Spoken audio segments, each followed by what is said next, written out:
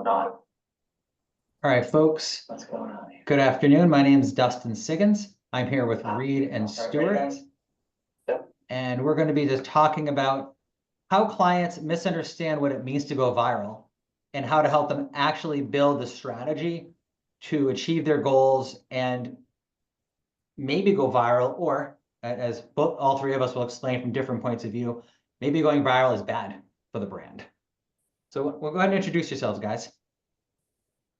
My name is Reid Wegley. I am a fractional PR director, which means that I can sit in as myself and basically become the PR department for the companies that I work with, and depending on size.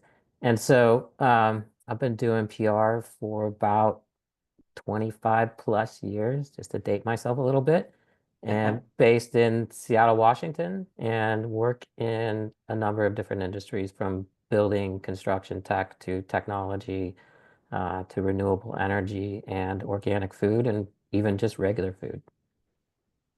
And I am Stuart Thompson. I run CWE Communications. I'm in London, so different part of the world entirely from the guys here, so on a different time scale as well. So my work is mainly focused around public affairs, so political engagement, government relations, government affairs, whatever. We tend to use a different sort of sets of terms for that work. I work across a range of different sectors. I work directly with clients as their in-house public affairs person, sometimes on a consultancy basis, projects, etc. But effectively, I freelance for in the public affairs role as well. So quite a match of different sort of types of work. But again, dating myself, similar to Reid, 25 plus years of doing this. And in a political context, that means in the UK, I've worked under governments of all sorts of different colours and persuasions and political, which is quite nice sometimes. Difficult in some ways, but nice in others. Well, and I think it seems to shift a lot more over there because of the nature of what a government means compared to over here. So again, this is the first time we've actually all met. Just for the audience, Reid and I have done some LinkedIn DMs and posted about each other a couple of times. Stuart, actually Dennison recommended I connect with him, and they were generous enough to say yes about today's conversation. This conversation for me was inspired by playing a game of chess last week with a guy who knows nothing about PR. He's a professor of literature, focused on the Middle Ages, but he loves chess. And we were playing, he was kicking my butt. We've played 4 games so far, and he's won all 4 handily. And he was beating me, but not in a very pretty way. It wasn't like he had this brilliant strategy from a, like, it wasn't flashy. All he did was take 1 pawn before I took his, and then he controlled the center of the board. And he just beat me piece by piece. He said a lot of people get focused on going for the queen or the rook, or they focus on clearing their pieces up from the back. Those are all good things to do. But getting the queen is not the goal, even though it feels good. Just, the goal is to get the king. And you do that by having a strategy, and then things like getting the rook and getting the queen and clearing out the back row of your pieces, that will happen. Same thing in football. It looks good for the big run or the big throw. It looks good in martial arts. You do something real fancy, you got the arm bar or the chokehold. But it's a commonly known thing in mixed martial arts that if you go for the hold at the expense of position, you're probably going to lose. And so what we're going to talk about here is clients who want to go viral at the expense of their strategy, at the expense of achieving their goals, and how PR firms, we're often confused by this. And what we're going to talk about after we sort of establish our own approaches to teaching clients is how PR firms can better approach this problem at the front end before even signing the dotted line with a new client. And so again, I brought up chess, but Stuart, I think you had a little bit of a different way of looking at it. As we were doing our prep call, I focus heavily on getting down to 1 sentence. What do you want to achieve? What's the impact you want to make? Then we zoom out to see how broadly we can apply that using strategy, tactics, and tasks.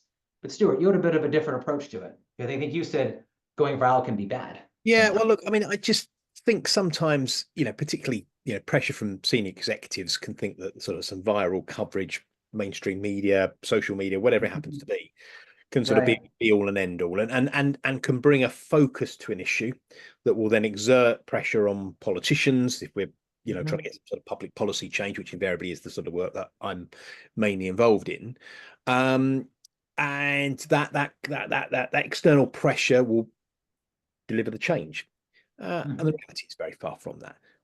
If there's one thing that will annoy a politician more than anything else, or a government president, prime minister, is if you go to the media first, try and apply the pressure without giving them the chance to do something about it. Now, it's not saying that big media pressure later, trying to catch the imagination more broadly, might not be the right thing to do, but to go for that as your sort of first port of call, your first action, I think is invariably counterproductive.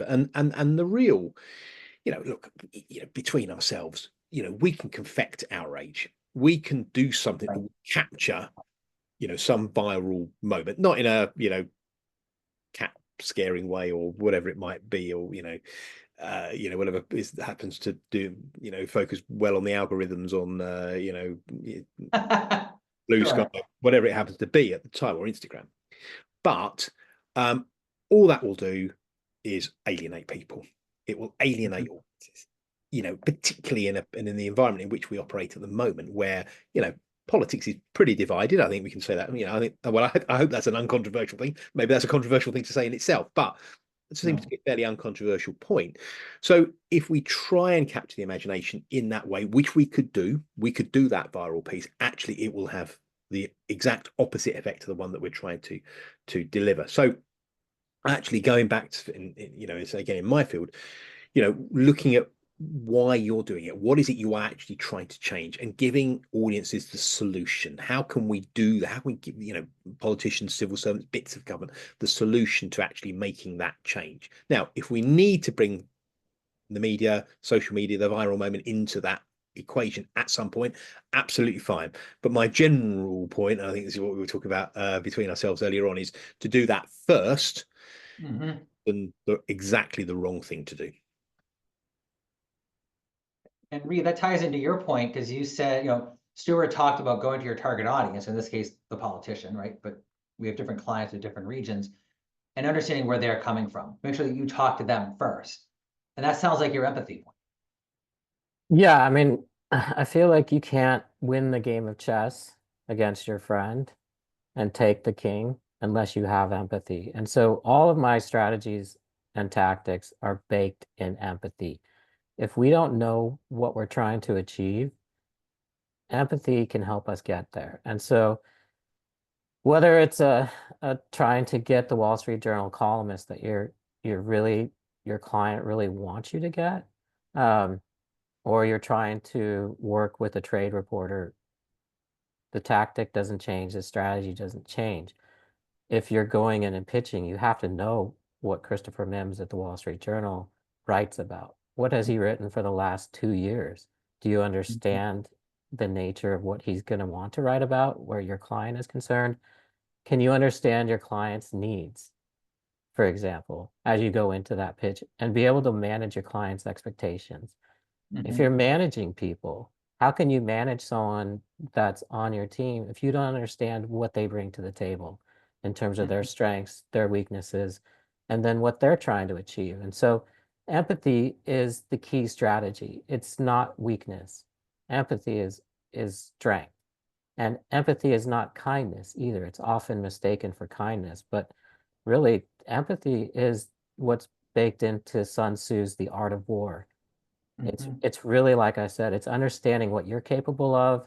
It's a belief in yourself, but then knowing what the person on the other side and that audience is looking for. So the term virality is nuanced, because for my window client, for example, Christopher Mims in the Wall Street Journal is viral, but for ChatGPT and Sam Altman, maybe not. Maybe that's just the everyday thing. And so there's varying degrees of viral out there, but all of it comes down to empathy, and how you take those results back to your client also requires empathy. And so you have to have an understanding of what their needs really are. And that's the only way you can do that is through communication. Well, and what you just identified too, Reid, is the difference between, let's call it PR outcome communication, right? Communication strategy is part of PR, right? You can't have PR, success in PR without communication strategy. Correct. But there's also the communication with a client. And, when when I was first starting out, we're about 7 years into my company now. When we were first starting out, I never worked in-house except as my own one-person shop. I'd never been in an agency except as a freelancer. I had no idea what I was doing in terms of communicating with clients. And I was very afraid to admit, I can't get the Wall Street Journal. I can't, it's going to take a month to get placements. So you have to pay me for those first 4 weeks. I was really scared of doing that because I don't want someone to think they're wasting 3, 5, 10,000 a month, especially when I was first starting out. We're about to have our first child. We didn't have a lot of money in the bank. I'd just been let go from a job. And so now 7 years in, I realized, this is something Lauren Parker from Slide 9 and I talked about 2 weeks back. The way they upgraded with their clients to earn more money, add more value, wasn't by getting better press.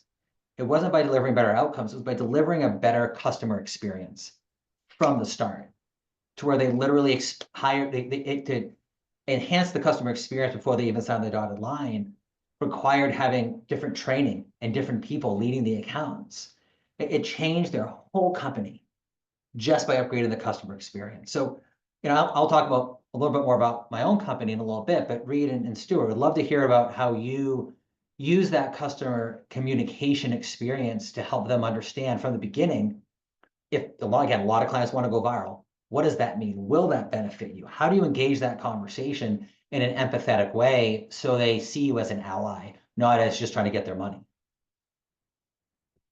I think on the corporate side, when you engage with a client, at least in my case, you have to lay out expectations and manage those expectations going forward, because maybe on that start date, they don't have a story that's going to fit into the Wall Street Journal. Maybe that's something we have to work towards. And so maybe you cover your foundation first, your local press, your endemic press, the industry trade press.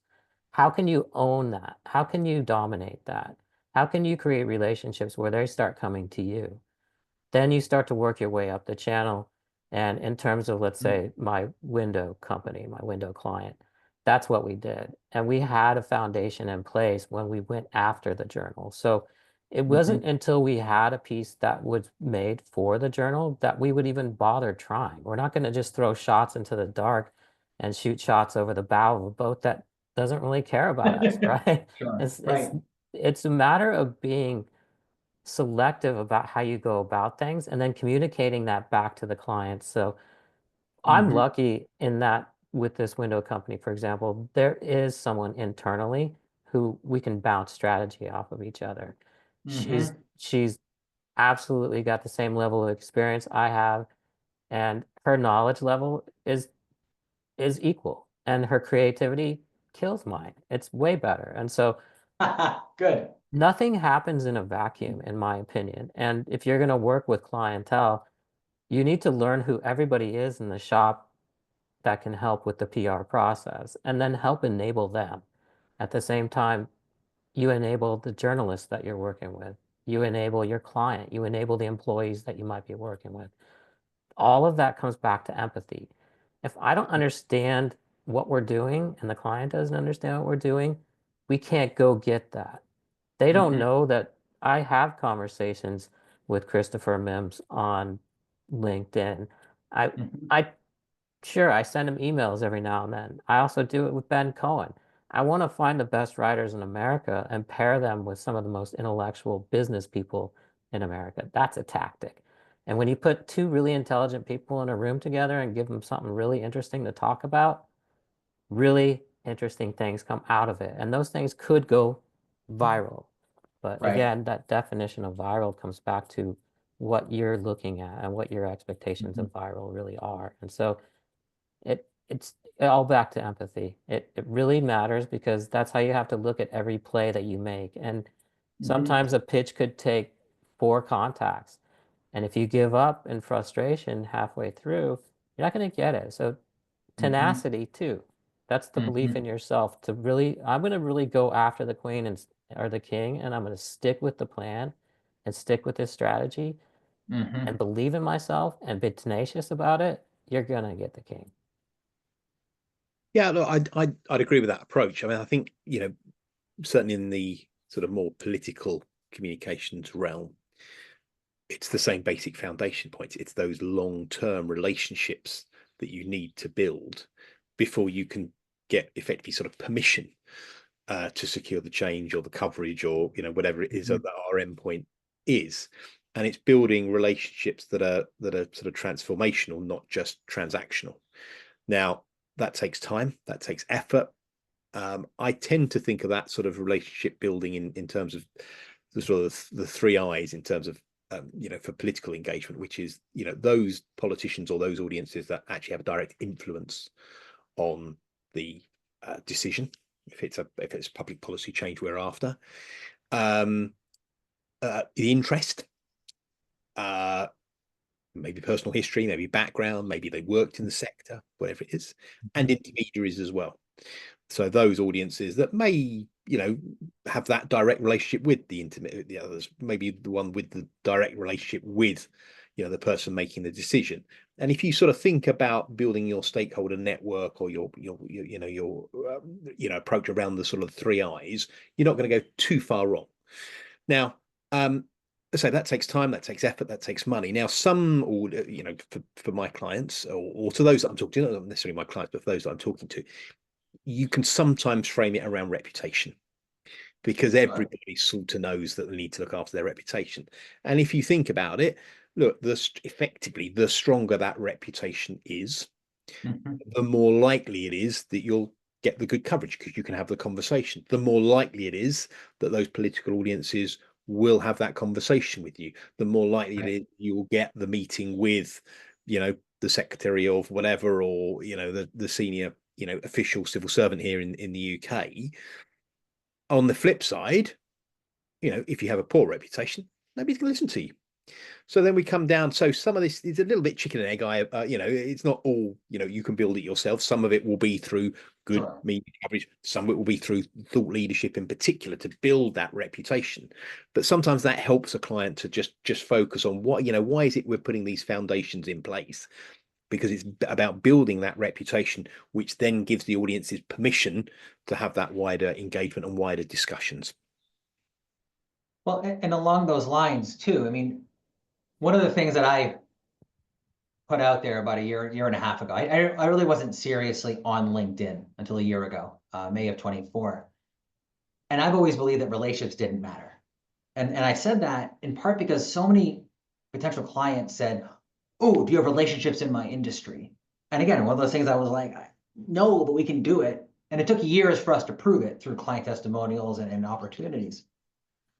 And I really began to kind of knock down relationships. But then Alex Dudley, Chase, I don't even know his last name, Chase C is his last name on LinkedIn, and a few others pointed out what you're talking about, Reid, where you build every good PR person knows that the relationship is built on value add. It's built on the empathy.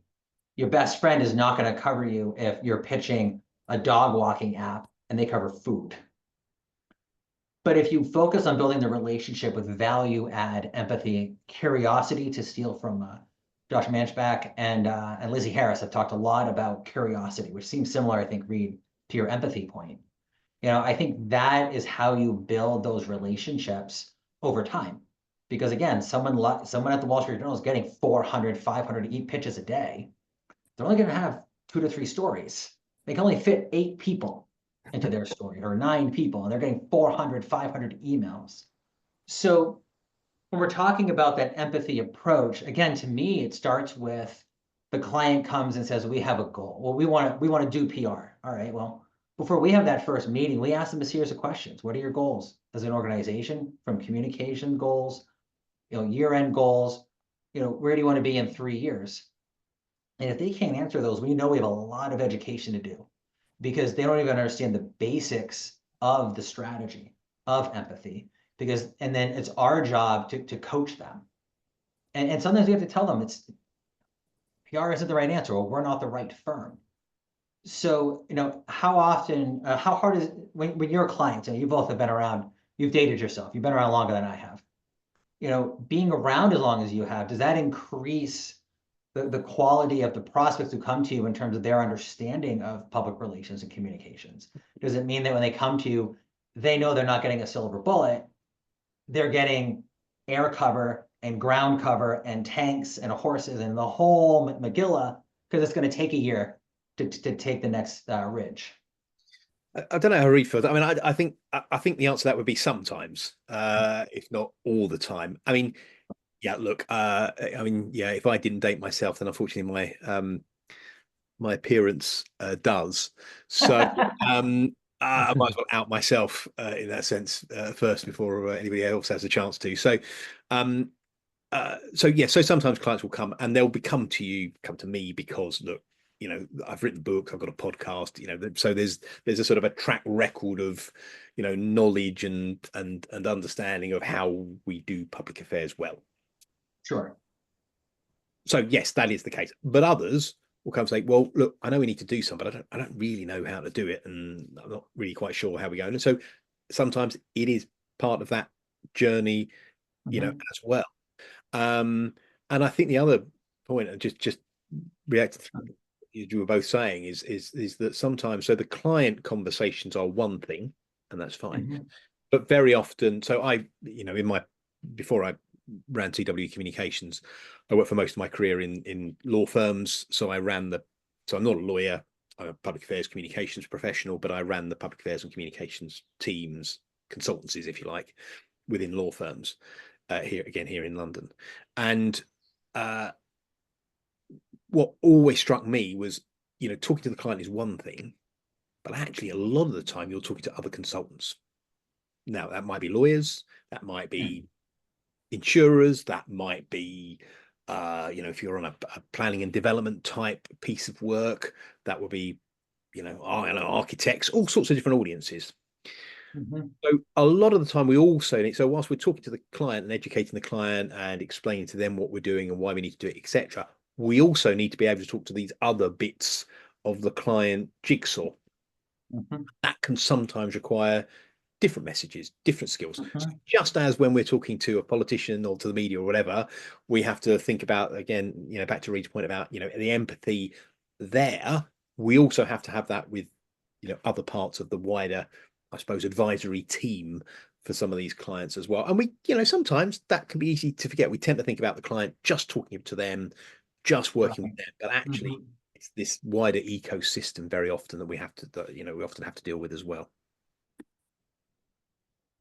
I find that potentially interested clients typically come to me on referral and expecting the Wall Street Journal, expecting the New York Times, expecting USA Today, and back in the day, TechCrunch.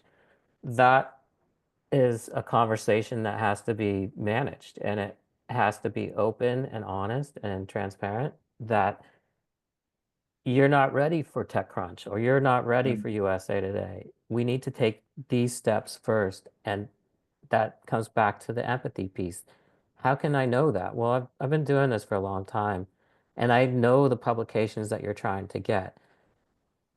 Did you really want Christopher Mims? Really? Is that what you were thinking? Because good luck on that. I'll tell you that straight to your face. We have to work towards that. And if you want to know who I know, I'm never going to tell you who I know, because the relationship is mine. I own that. That's my IP. And so most people wouldn't know that I didn't know Christopher Mims 9 weeks ago. Sure. Right. Now we're tight. And 2 years from now, I have coverage scheduled again.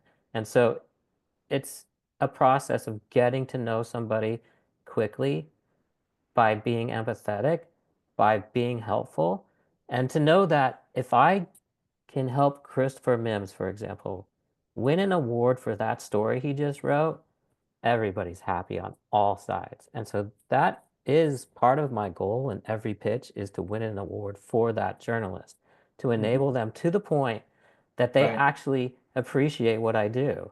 and Yep. can come back and say, I want to do that again because that experience was fun. It was awesome. It was comprehensive. I got Yep. everything I needed to put together the best story possible, and you did not stand in the way or block anything. So thank you. That thank you is huge because it Yep. allows us to go forward. And if again, I have another client that's in a place that could use his help, sure, we'll go after that.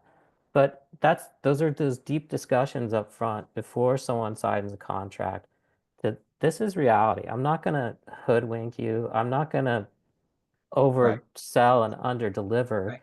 The Right. value is huge. So if anything, I'm going to undersell and overdeliver. I invest in my clients, and the budgets don't always meet what they should be. But you know what? Clients are happy, press is happy, I'm happy. If everybody's satisfied along the chain, then great. We've achieved what we were trying to achieve, and that's because we manage those expectations up front. If I come in promising the world and I don't deliver, I may have done that once or twice in my career, and I learned pretty quickly that that's a foolhardy way to go about it. And so Yep. my care is about my client. I've Yep. been confused and labeled the bulldog for a long time. And that's because I owned Bulldog PR back in, the early 2000s. And it upset some people, including people like Perry, because they misunderstood what the Bulldog was. I didn't name my company. I did not do that. It was the CEO from a software company that did that on the streets of New York after a meeting at Fortune that was tough, in which case I stepped in and just calmed things down. And so that's an empathy bite on that reporter's ankle. And it worked out for everybody. It worked out for the journalist, it worked out for the client, it worked out for me. I'm not a bulldog. I have empathy. Dogs have empathy too. They show it. I'm Right. kind to my clients, I'm kind to the press. But if you mess with my client, then you meet the bulldog. And so sometimes we have to step in those cases and protect our clients from someone who might be not genuine in their approach. And so we know the snark factors out there, and I'm here to prevent it, but don't really need it. I think Well, the Reid other makes a thing. really important point there, which is sorry, cut across it. Oh, go. Which is the stopping the viral bit as well, which is when that bad information, inaccurate information, story that just has no basis in fact, or the journalist just hasn't got it right. Look, we've got to put it right. We have to stop these things, and that it's just as Reid said, the more the bulldog sort of element might well come through. That's undoubtedly required sometimes. Again, that sort of Yep. I would say aggression. That's not quite what I mean, but just being more forceful No. and pointing these things out. Yeah, incredibly important. Chris Voss talks about this in his book on negotiation. He says everyone likes to talk about compromise, similar to what you said about Reid about empathy. Well, compromise is this word that's been used for 20 years in politics. Everyone was unhappy. We must have had a good bill. No, maybe just had a bad bill and everyone didn't like it. Because compromise, and Voss describes it in one paragraph in his book, Never Split the Difference. Compromise is the husband wants to wear brown shoes, the wife wants him to wear black shoes, and he wears one of each. And it looks worse than either option. And at the end of the day, look, we've had a client, two conservative clients that I can think of, and conservative in the US sense, two very different issues, and left of center outlets went after them, and they misrepresented them. And we reached out. We were aggressive insofar as we reached out, but we provided evidence.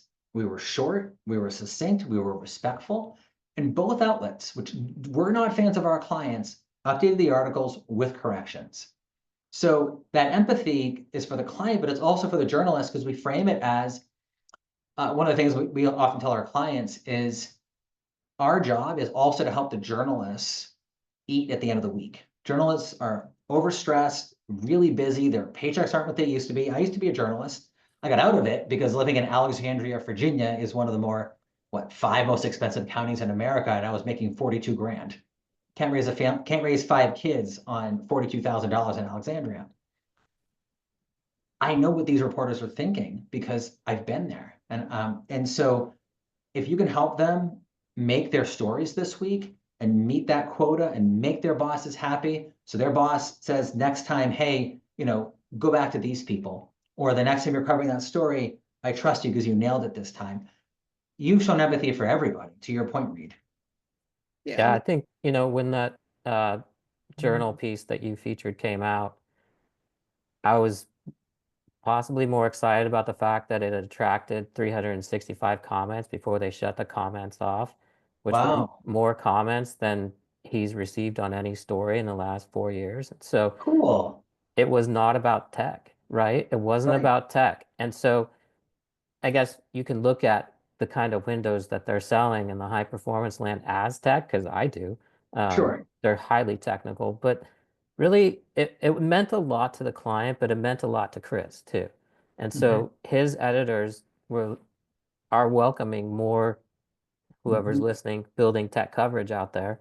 And so if you have something that would fit into his column, don't be afraid to send it to him because he's looking for that kind of stuff.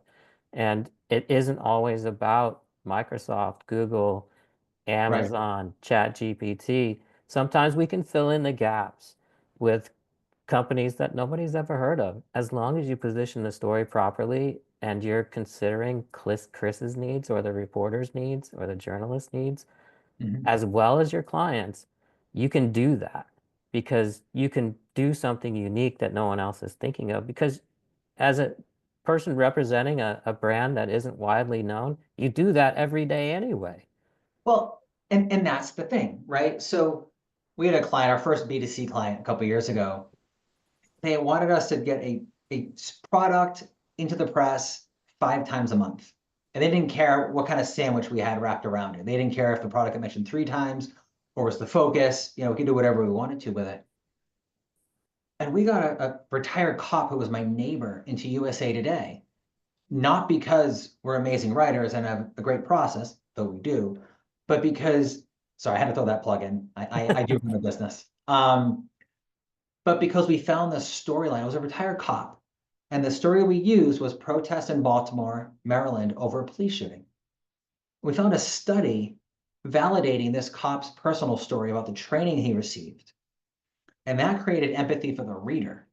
And it ended up getting into USA Today Voices because it was his personal story tied to this issue. And he's Hispanic. He wasn't out there as a white cop saying cops are never make a mistake. It was, this is the training we receive and how this street training resulted in me being a very effective school resource officer.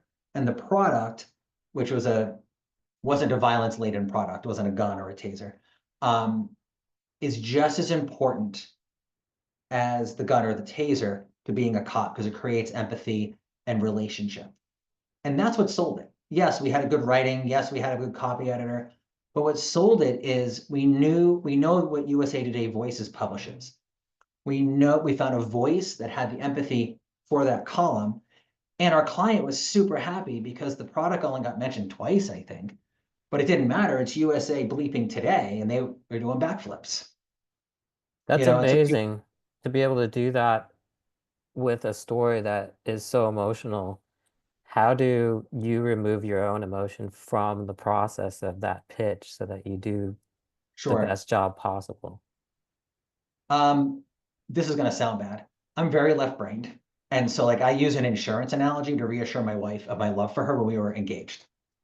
I broke up with a woman, we're still friends, but I use an asymptote analogy. And for those of you who forgot your high school math, an asymptote is a line that gets up to the X or Y axis and never quite crosses it and runs virtually parallel.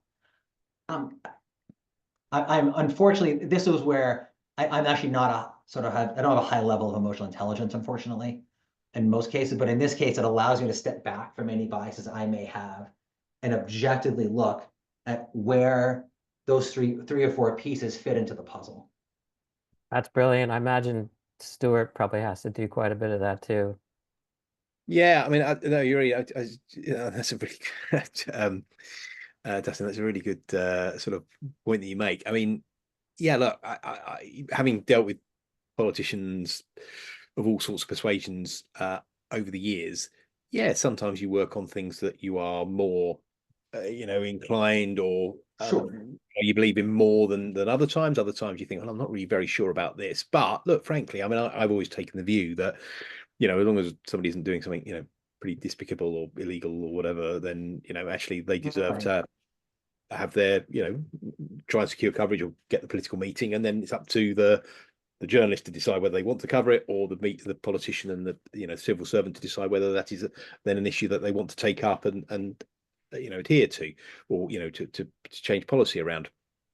So yeah, there is an element, I think, always of stepping back. Again, I'm not sure I've got anything quite as I don't know, isotopic or whatever as Dustin. But I just try and take it back. I mean, back in the day, many moons ago, obviously, because I've been doing this a long time, I did a PhD in politics. So I suppose there's something in that slightly, analytically. Right, very clinical. It's a very clinical attack. Yeah, that sort of thing, which usually an emotional issue. I think, I agree. I haven't really thought about it in those terms, but that's probably the bit that comes in, which enables me, hopefully, to do that. And I think the other thing about the ever-changing sort of, political circumstances is that, you might be dealing here in the UK with a sort of a Labour government, a sort of left of centre, government, but equally we've just had a set of elections at a sort of a more local level where reform are much more sort of, right wing, paraphrasing, but sort of populist sort of party has come through. We have more mayors now. No, I mean, a lot of this is stuff that, in the States, you're well used to, and but here mayors are still a relatively new thing. They're not as powerful as they are in the States, but again, mainly Labour mayors. There's one, I think now, a Conservative, couple of reforms. So, whatever policy you're trying to engage with, you have to get the right level of government. So who is actually the levers of power?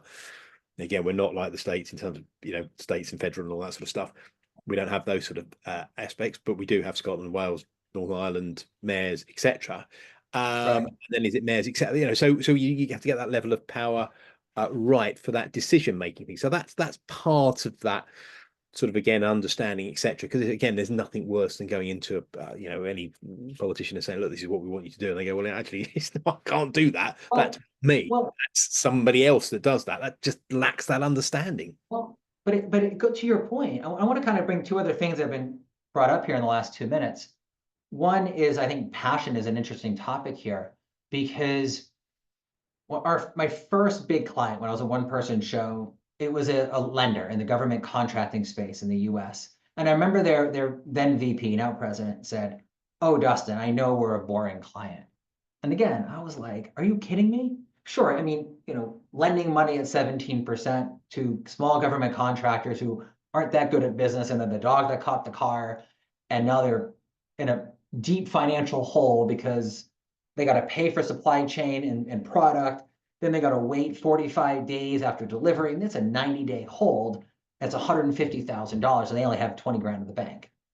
Sure, on the surface, that's boring, maybe. I use the asymptote insurance analogy, so I'm a little more maybe oriented toward that than most. But I thought they had a cool story that 70% of their business was people serving national defense, and 50% of their clients were veterans. So we actually helped them 5 years into their company realize those two numbers I just cited, and suddenly they became more of a veteran-oriented campaign. I think that's super cool. I think that's really, really interesting. So, a lot of times we look for what is the thing that can get people excited about your story, because everyone has a story. I mean, I'll get off my high horse here in just a moment. My mother passed away in December, and after she was declared terminal of cancer in September, she traveled back to New Hampshire for the last time, and where I was raised. I reached out to 2 local reporters, and I said, "Hey, there's a woman who grew up raised her 3 kids up there. She was a volunteer in the fire department at the local, she volunteered at nursing homes. She worked at 2 schools. She's coming back to say goodbye to that part of the country." They had 2 reporters interested. This is a woman who hadn't lived in the region in almost 15 years. But everyone's story can be powerful with the right framing, with the right empathy and the right passion. And I think that's what we're talking about here too, is if you want to make a difference with President Trump, maybe you don't go to New York State for your local and regional press to impact their senators. Maybe you go to Texas, you find out who the committee chairs are, and go in their states to pressure them so that they can influence him in those discussions, to your point, Stuart. So I think there's passion as part of the conversation, but also so is having the empathy to go, let's not target New York, let's target Texas, or vice versa under a Democratic administration. Or again, two of us are in public affairs and politics. So Reid, take it away on the corporate analogy there. It's the same thing, quite honestly. I mean, if you're talking about, let's say, two competitive products who exist in the same space and they're almost identical, then how do you differentiate between the two? Often it is on emotion on the consumer side when you push it out to the press. And so, I managed Cliff Bar's PR for about 8 to 9 years, something like that. So our main competitor at the time was Power Bar. Sure. And how we went after Power Bar was fairly dynamic. The things Sure. that we provided the press, we didn't show anybody else. And it was Wow. really just landscape material to educate the press on what organic food looks like in the organic food market, who owns what happens when things go bad in terms of production or shipping, what do we do, how do we respond? And then we sort of introduced the world to the New York Times op-ed and using Sure. that as a competitive tool. And I think you can see Cliff Bar still doing it today. They did it like 4 years ago with Kind Bar, which is now like their main competitor. Put an op-ed in the New York Times where they offered to buy all of their brown rice syrup for the next year if they just stop using high fructose corn syrup. Nice. Just absolute slam, right? And so if that plays upon every emotion that we have as putting something into our body. And so as an athlete, for example, putting one of these protein bars in your body, that's a big deal. And if you're going to bonk out in 30 miles because you just ate high fructose corn syrup, you're out of the game, absolutely out of the game. So there is a way to kind of what we would say pigeonhole your competitors. And you have to, again, have empathy and understand what they're really trying to do to get there. One of my favorite moments working with Cliff Bar was actually when we got attacked by another company in that similar manner because her approach was brilliant. It was absolutely brilliant. We were in Aspen hosting a quote unquote save our snow tour, which was actually being followed by a reporter from USA Today. He was riding in the oil Sure. veggie powered Winnebago that we were driving around in the mountains. And so up in Aspen, we had a fairly big event. Yep. I took a break for, lunch to go ride some fresh powder. And so I got into the lift line, and one of the most famous tactics Cliff Bar had back then was to just hand out these little versions of the Cliff Bar, whether it was when you're skiing or if you're at a bike race or you're at a farmer's market, they were out giving people food. Right. In that lift line, Laura, who just invented Lara Bar, which was a delicious bar made of 3 ingredients, 3 organic ingredients. That's it. And I ate that thing on the lift and I was like, oh, game changer, huge game changer. She got bought out within, I think, 2 to 3 years and Wow. done. And it was a huge amount. And so it forced Cliff Bar at the time to come out with a similar bar. But again, it had Yes. 5 ingredients.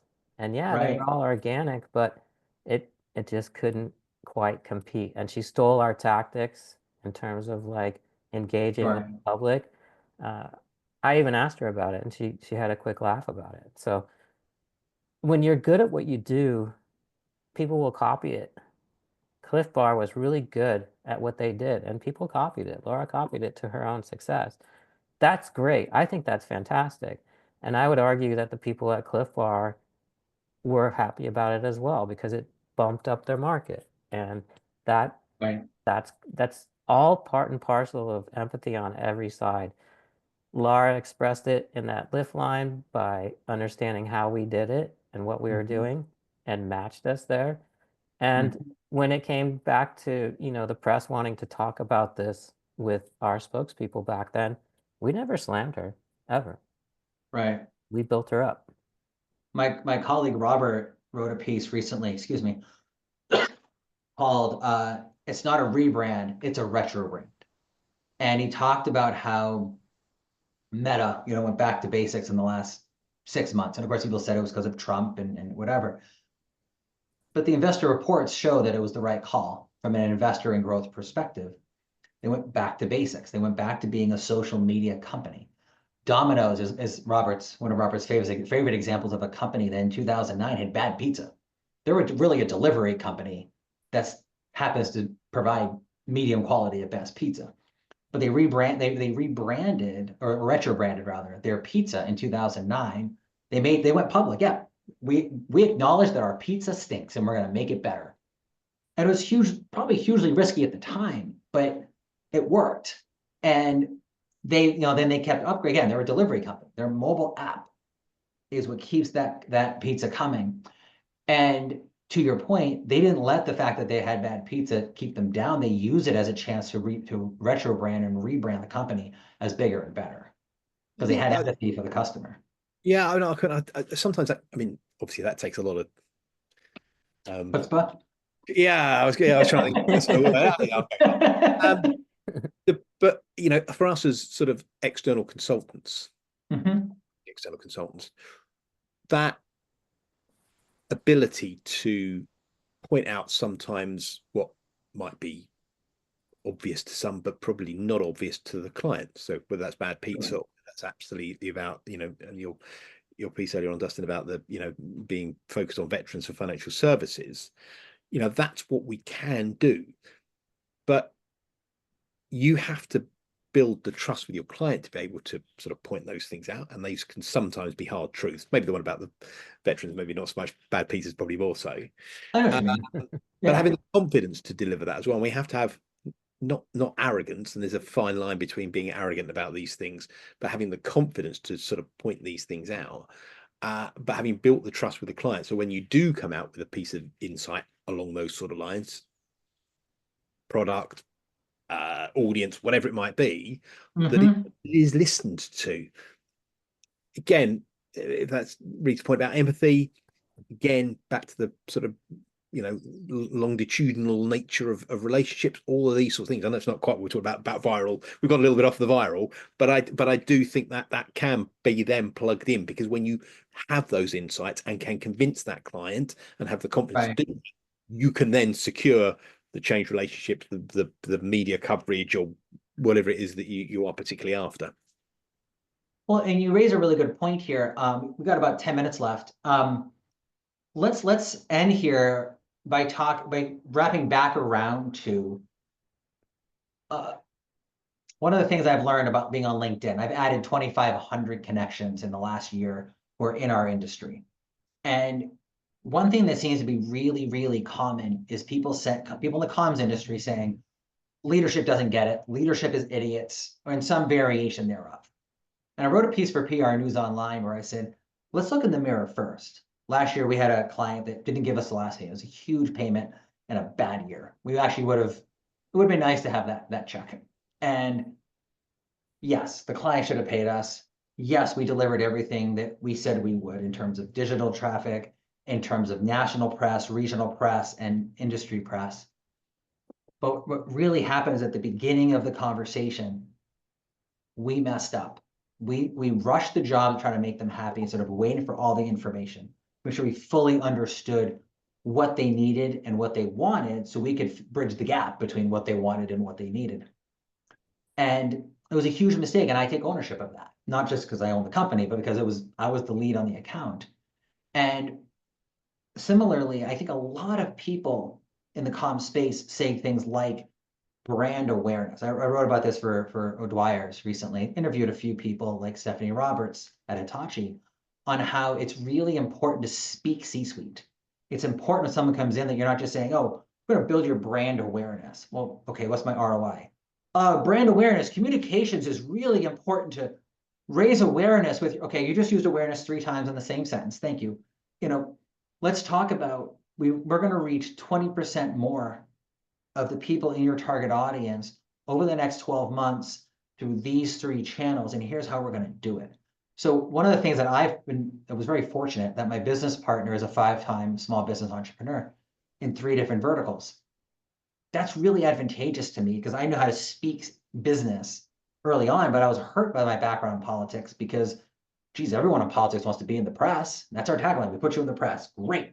I walked into the business conversations and they all said, great, what's my ROI? It took me a year to get past that level of conversation. Then I had to answer, well, aren't you just marketing? Okay, let's start over. And I had this background kind of in business between my degree and my childhood. Oops, right, because my dad is a businessman, and I have this business partner who's run 5 companies, and I still botched it. Anyway, I'm rambling at this point. I apologize. But how do you ensure that you can speak your client's language, and how can you advise other consultants on how to do that so they're not just using what's essentially a foreign language?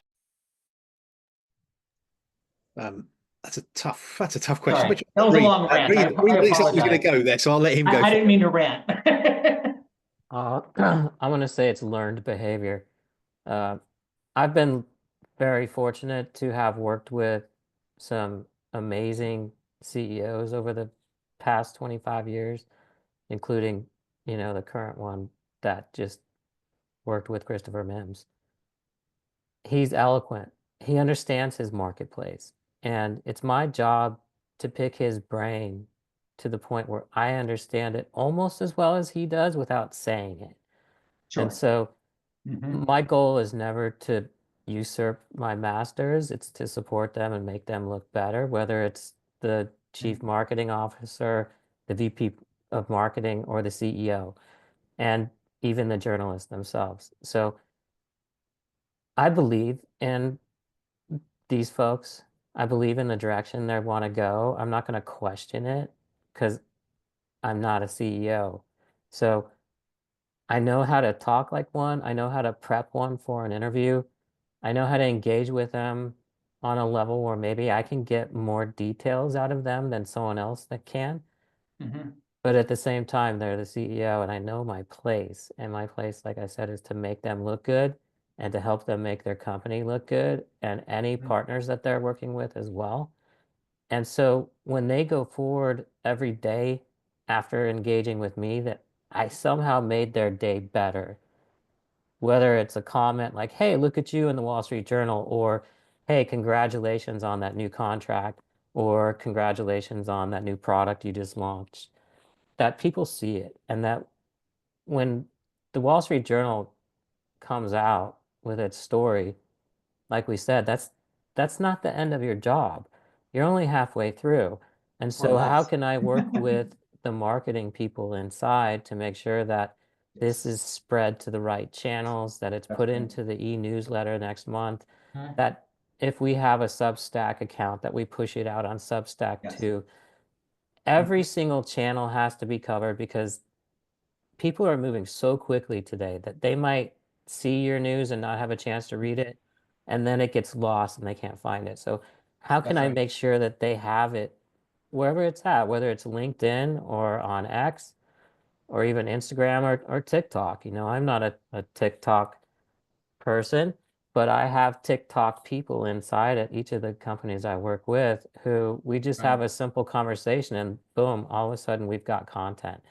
And in the case of, let's say, this Wall Street Journal story, that we get them involved in the process too, so that they feel like they had a piece of it when it comes out, a piece of ownership in that. So I sent, for example, my marketing person with the Wall Street Journal photographer to a home that the journal wanted us to feature. And though the journal photographer did not want to do the thing I asked, my marketing person did.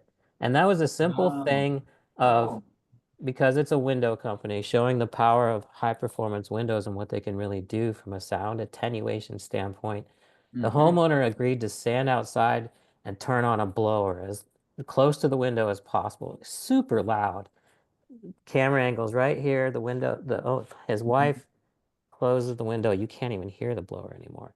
And so just that one little piece of content went viral on TikTok in terms of our needs. It went viral. It didn't hit millions of people, but it hit the people we wanted it to hit. And that got my marketing manager involved, and she was stoked about it. And so I want everybody on every piece of the puzzle to be happy about the outcome. And if there's not, then we go back in figure out what made whatever that one person was unhappy, and the next time around we make sure that they're covered too, so that the empathy is spread far and wide. And I think sometimes when you talking to clients, there can be, back to that Vara point, it's about numbers. I think it's really just explained, actually, it's not. It's about the right people. If you get to, I don't know, 500,000 people, but only, none of those are buying windows, you're better off speaking to 10 people or getting in contact with them, buy window. That's it. So, but that can be quite difficult, back to your point, Dustin, about, how do you sort of engage that in the sort of the corporate speak, because they get fixated on numbers, not the actual quality, if you like, of that relationship. And so, if it's about KPIs, numbers, whatever phrase we want to use, sometimes when I'm dealing with these things, it is about the platform that you're working with, so that they become your numbers. But again, just reminding the client about, look, what is it we are actually trying to do here? So don't get fixated on these things. But at the same time, I can talk numbers. I can show you, how this particular piece of political engagement, for instance, may be able to lead to an involvement in a government policy or a new trial of something, except we can do these things. But I'm not going to sit here and say that, in terms of public affairs, what I do is that we've sort of cracked that nut. We do tend to lean into the numbers, the other bits of the business, talk, because frankly, actually trying to show that, a piece of engagement that you do leads to XYZ policy change in 5 years' time is nigh on impossible. We just can't do it. So if we can show incremental steps, and I think again, it's back to your point about that initial engagement with the client and understanding them, but reassuring them, then you can build that. Then you can build the trust. Then you can provide the advice and hopefully deliver the results as well. Well, and we have a new client, relatively new, a couple of months, and when they first brought us on, it was just a couple of pieces. And at this point, I think we're going to do 8 op-eds for them this month.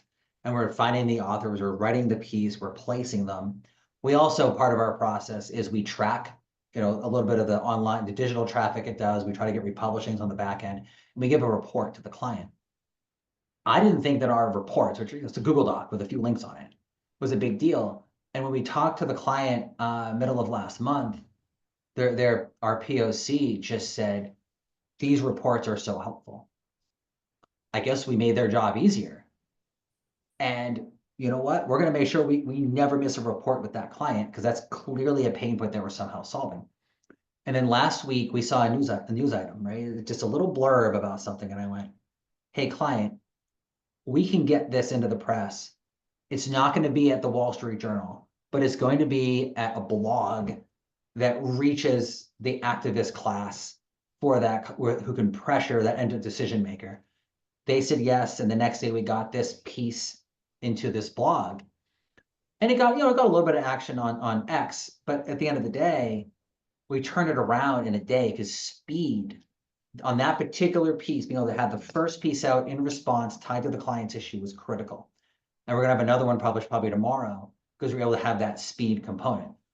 Other times with the same client, it's the high tier or it's the target audience. But in that particular case, we were able to make the case, because we understood their pain points. We were empathetic to them, that speed was really important. And so for a fraction of the effort that we normally put into a piece, we made the same amount of money. I like that. Again, we run a business, so we do have to make money at the end of the day. ROI. My personal ROI, our company's ROI. I got to pay my people more on that one project. It matters. We're gonna wrap up here, but guys, this has been fun. I do appreciate you guys dating yourselves, because it's always good to hear from people who say, I don't know, we're in PR before Facebook. I was in college at the time. And I just want to close, Reid, by saying I really liked how you brought marketing into the equation. So one thing we didn't really get to discuss that much is, PR essentially for a lot of times is air cover. And by getting it to the ground troops who are on the social platforms, in the newsletter, SEO, handouts at conferences, that's where that air cover really drives that value and reaches people in different ways. Yeah, it's they need content. They always need content.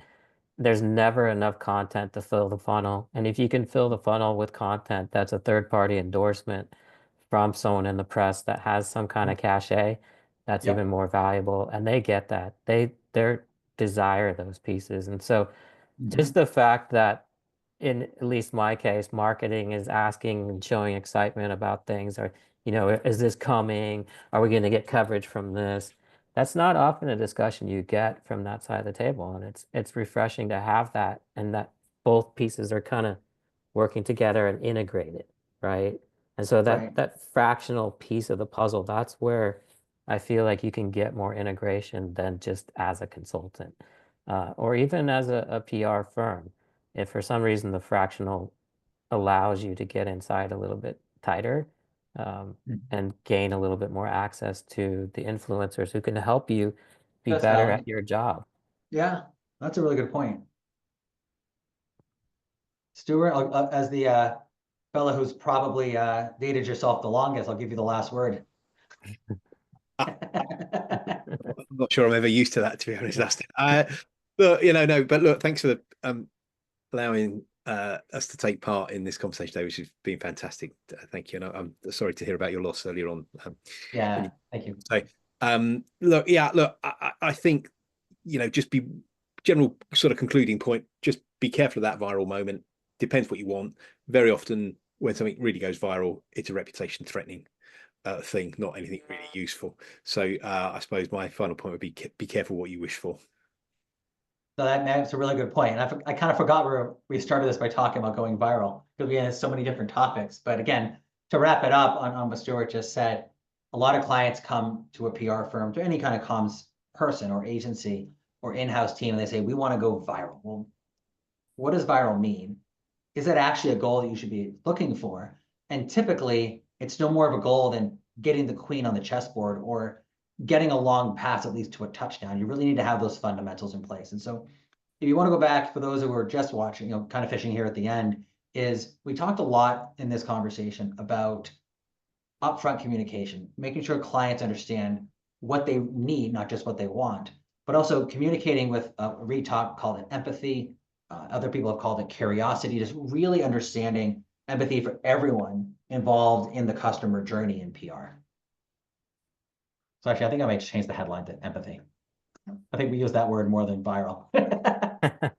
Well, Guys, thanks a lot. This was thank so you much for fun. hosting us.